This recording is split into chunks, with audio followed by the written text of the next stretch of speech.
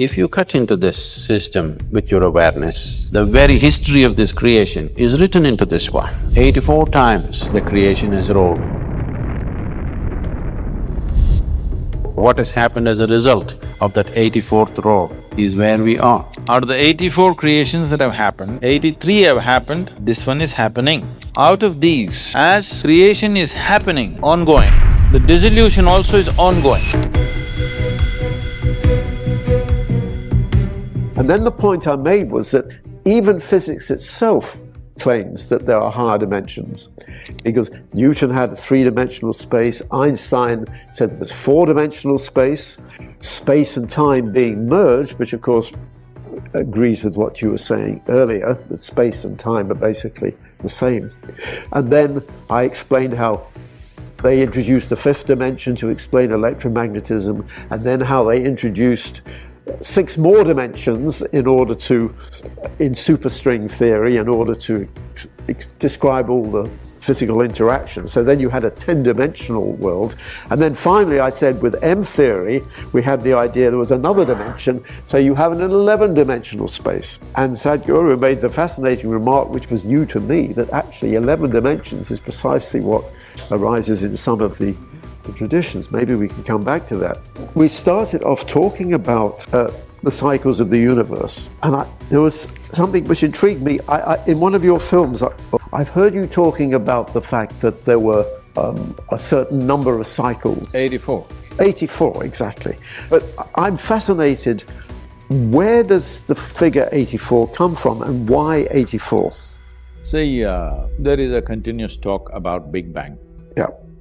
I was talking to one of the scientists who's written a book on endless universe. Yes, endless universe, that's the title of the book. Paul Steinhardt. Yes.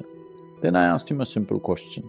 Is it possible there could have been many bangs? He did like that and then he said, possible. Then I said, if there are many bangs, see, if you have an automobile, if you take off the manifold, you will see the engine will go bang, bang, bang, bang. If you throttle up, it'll roar. So I said, if there were a series of bangs, could it have been a roar? He said, why not possibly? I said, we've always been saying it's a roar, so we called the first form as the Rudra. Rudra means the one who roars. He roared. Like this, then we evolved many forms to describe this. This was Mahakala, this was Kala, this was Rudra, this is the first form, and then the many forms, how they came, there are various aspects to it. So these 84, out of these 84, many have dissolved. Their bare, vague footprint is there, but they have dissolved. But the footprint is there in this. There is a karma of the creation itself, because creation itself is a karma, isn't it? The act of creation, is it not an act? Act means karma, it is a karma. The residue of that karma is always moving into the next phase of creation and the next level of creation. Like this, totally 84 creations have happened, or 83 have happened, 84th is on. In that, the older ones have managed to completely dissolve, they only exist in terms of experiential imprint in the next one, but they don't have a living status.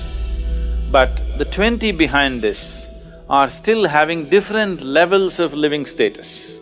Some are become very, very wispy, some are little stronger, some are little stronger, some are almost real, like this. They're almost like this, but they're in the process of dissolution. Their active process of creation is not happening, that's all dissolution means. See, right now what death means for you is, when you're a child, the number of new cells that you're producing, if let's say in a year you're producing 100 billion cells, when you become 35, it is dropped a little bit. When you become 45, it's dropped a little bit. When you become 55, it's dropped further. When you become 75, it's dropped further. A time comes when what you're producing and what is dying is more than what you're able to replace. So this is how old age is happening. Exactly the same process is happening with the creation. The dissolution is always happening. Even here, dissolution is always happening, but new creation is happening, so it's vibrantly on. That new creation dwindled and stopped.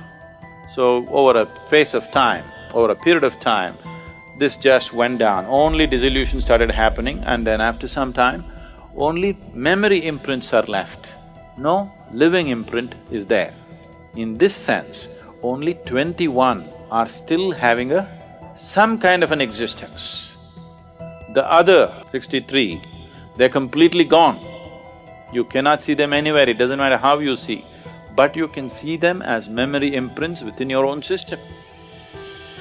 In the current one, there are two.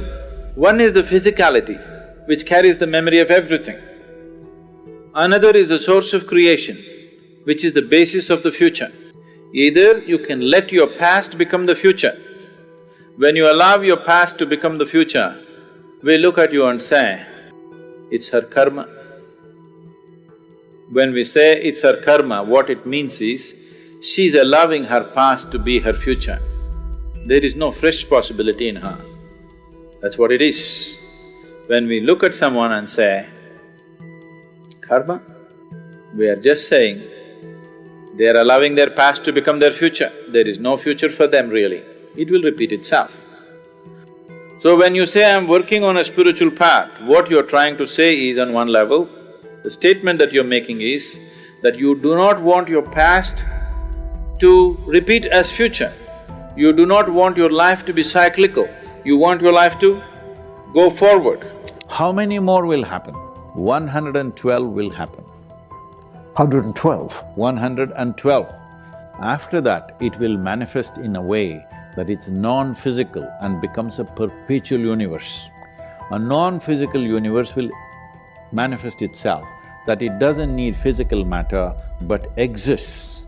And even individual existence may happen, we don't know.